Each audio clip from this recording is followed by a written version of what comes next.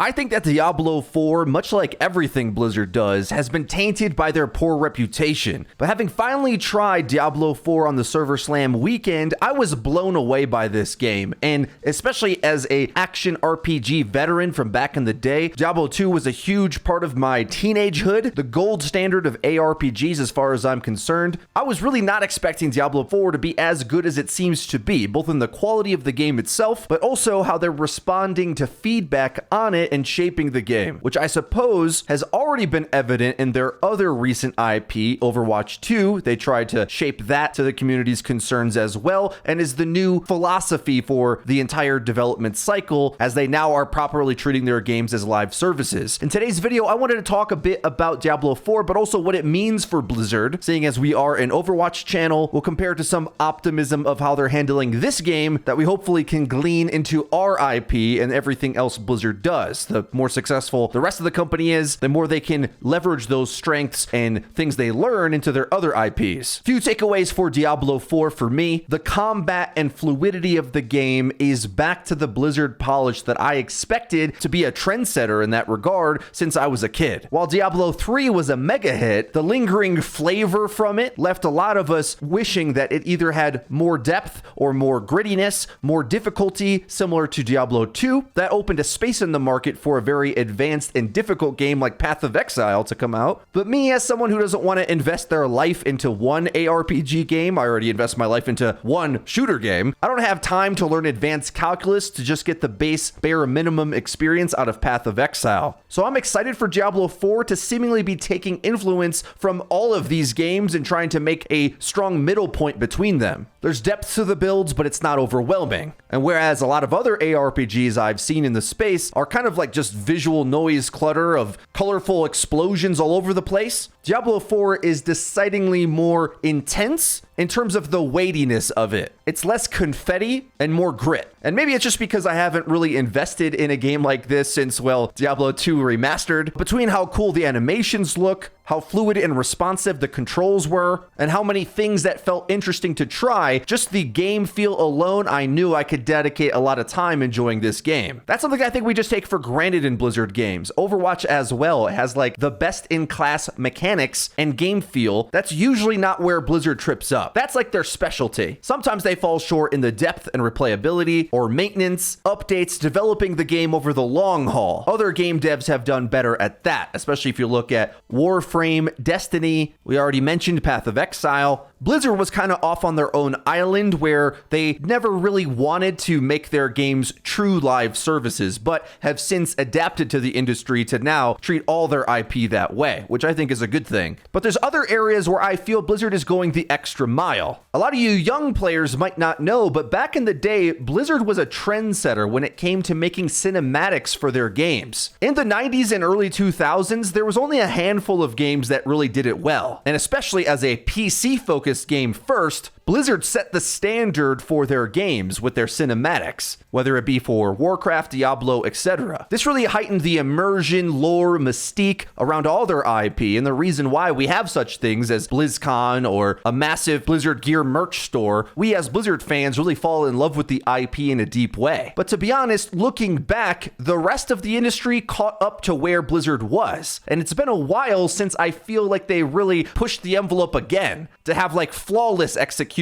with their in-game story, cinematics, and lore. And the first hour or so of the story of Diablo 4 had me at the edge of my seat, trembling in fear, okay? Lilith is so much scarier than anything they did in Diablo 2. Diablo feels like a cute plaything now that he's been in Heroes of the Storm. Lilith is the most terrifying big bad I think I can ever remember in any game. And between that and the other interactions between the characters, this reminds me of being a teenager playing Diablo 2, which also at the time was the darkest game out, essentially. This, of course, was the developers' direct intention to try to get back to that gritty, dark universe that D2 had. Diablo 4 sucked me right in and made me feel terrified to be in the world, which gives you a sense of fear to overcome. You're not just grinding loot and fighting the monsters to get your gear numbers higher. It feels like you're fighting for your life. The stakes feel high, and I'm invested in the world already, which isn't easy for me to do with video games because I'm the type of guy that I don't need any story. I can just play a roguelike with zero story and enjoy mechanics. That's the type of gamer I am. As long as the basic gameplay loop is good enough, I'm usually impressed. So it takes a lot for me to be this impressed by a game. It seems to me that Blizzard is really trying to reclaim their old reputation. So second to none game feel. And over the years, I had tried multiple ARPGs because I do love the genre, and it just didn't feel good enough to play for extended hours, so I dropped all of them. Diablo 4 seems to be that perfect mix. Then the story aspect, universe, lore, presentation, that also seems to be second to none. The only thing I think a lot of us have been worried about, and what I've seen most of the discussion about online with D4, is the end game or the updates, the balancing. There was a big conversation about the nerfs to the Necromancer, my favorite class, but having not played the earlier betas, I couldn't really tell him being weak. I played through World Tier 2, and frankly, the normal story of a Diablo game is kind of made to be easy until you start ramping up the difficulty, so it was hard for me to tell. And frankly, I think most casual players will be so immersed into all of the other aspects of the game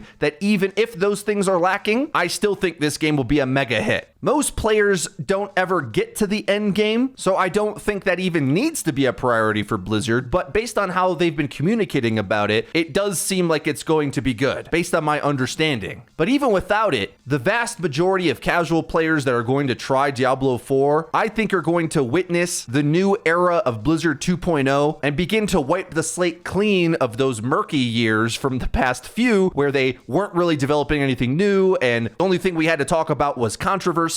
The amount of polish on this game, I think it could be a Game of the Year contender. And that's kind of bold to say considering the new Zelda game just came out, right? I don't know. I think Diablo 4 might be better. It's better for me anyway. And to say that I think it might be in the conversation for that, as a 30-plus-year-old gamer, it's amazing to me to see these game franchises that were almost sacred reach a new level of modernization where they revamp a lot of the things that were loved about the older titles, but modernize them and push them to the new limit. This is how I felt about Doom 2016 on its reboot arc, where it held true to the feeling and reasons why you loved the old Doom games while modernizing it and giving it a new spin. That's how Diablo 4 feels to me. I think the gaming world would be going a lot crazier about Diablo 4 if it wasn't a Blizzard game, and everyone online, when Blizzard's even in the news, kind of groans and rolls our eyes and lowers our expectations. And well, I think that set the stage for this to be a mega hit and start Blizzard's trajectory on a new path. Because frankly, and many of you do know the Your Overwatch lore and how we've gone back and forth with Blizzard and higher level employees, not always getting along and not really respecting the community that gives feedback on their games. Well, I feel like they're really changing that culturally, realizing that that old ivory tower mentality that they were riding on for way too long, resting on the laurels of their previous successes, where so many people at that company kind of had just an easy time because of how strong the reputation of Blizzard was. Then they just stopped making great things, stopped pushing themselves, stopped challenging themselves, and really ignoring criticism and just doing what they wanted. I think Diablo 4 just feels entirely different to that. It doesn't feel like it's chasing something else. It doesn't feel like Diablo 3, which was a great game in its own way, but wasn't like a legendary great game. It was a good iteration, but casualized in many ways, didn't have the staying power, and had obvious monetization trickery that they were trying to get away with. While Diablo 4 does have a battle pass and is expensive as a game, the quality of the game product puts Blizzard in another level of competition again. Not just resting on the amazing things they did many years ago. No, this is a brand new thing. And you can't even really say that about Overwatch 2 either, right? Like, now I want to transition a little bit, talk about Overwatch 2, Blizzard as a whole. My feeling with Overwatch 2 is that I love a lot of the things they did, but it still was just an update to the PvP that we had already. It's only a small first step towards the long journey that ideally we would want to go on. And whereas whereas Diablo 4 just ultimately got delayed in order to fit the mold of the new type of game they're making. The transition from Overwatch 1 to 2 was a much more severe growing pain because it was already kind of a live game they wanted to keep going. They couldn't just keep delaying it as it needed to be in order to get the full package. So they kind of had to split the baby, and we got the entrails before us. Okay, that's kind of a grim metaphor, but I guess we are talking about Diablo, so hopefully that's not too disgusting for you. But I've been a bit dissatisfied with the amount of stuff we're getting for Overwatch 2, but I have to keep remembering that there was a big reset on the game, so we're just not really going to get the full momentum of what Overwatch 2 aims to be for a while. However, having looked at Diablo 4 and how good of a product it is, the standard they're looking to hit has made me so much more optimistic about Blizzard than I have been recently. The reason I say that is because although the different teams don't intermingle, and on one hand, you might worry that the evils in Diablo Immortal creeps into their other IPs, I tend to write that off a bit as the mobile games department, and it has more relation to Candy Crush, which King also owns, than it does to the flagship mainline games. That's important because the way the company and any company works is those at leadership positions are going to be managing the progress of the different teams. And I tend to think there's sort of a rising tide lifts all boats phenomenon, that as the company culture and product standards increase, they increase across the board, or at least for the main IPs, because they're considering Diablo 4 and Overwatch 2 to be their long-term earners. So we should expect, I think, the Overwatch 2 PvE to be of a similar level of Diablo 4. And whereas I'm worried about the distribution for Overwatch 2 trickling out too little content in a too long time frame, knowing that the company has a mega hit potential makes me a bit more optimistic for what it can do with its other major IPs. And I would suspect after the Diablo 4 hype wears down next month, just a few short weeks away for the game to release properly, after that, I would suspect them to ramp up the Overwatch 2 news. Because we don't know anything about the most important part of Overwatch 2, the PvE. The endlessly replayable campaign. How are you going to do it, Blizzard? How are we going to move from Overwatch 1.5 to the full 2? Because if nothing else, Overwatch 2 needs to be competitive, at least with Diablo 4, don't you think? It can't have a forgettable PvE when they're bringing this kind of thunder on their other IP. Let me know what you think about all this in the comment section down below. If you enjoyed this video, please be sure to leave it a like, and don't forget to subscribe and click the bell icon to actually get notified when our videos come out. That's been it for me. I've been Frito for your Overwatch. I'll see you guys next time.